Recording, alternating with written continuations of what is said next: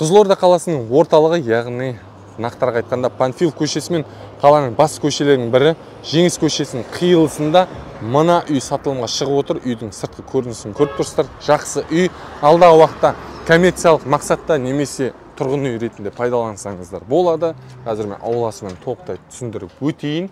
Бұл біздің үйдің ауланың көрінісі. Мына жақ бөлікте қосымша тағы да құрылыс салынып жатыр.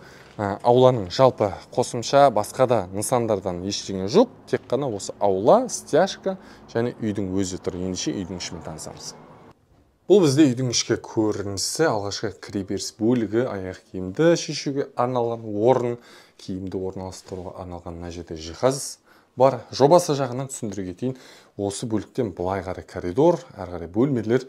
Мына бөлікте басты солға қарай бізде жуыну бөлмелері бар. Раковина және де стиральный машина орналасқан бөлме бар. Мына бөлікте ванна және туалет, іші толығымен кафелденген. Былай қарай өтейік.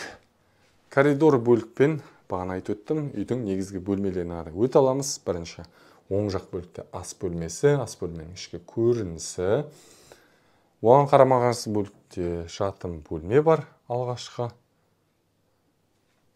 Мына бөлікте бізде зал орналасқан және оның жанында тағы екінші жатын бөлмеміз бар. Айта кетейін, қабырғалары эмульсия күйінде тұр, едені линолеум.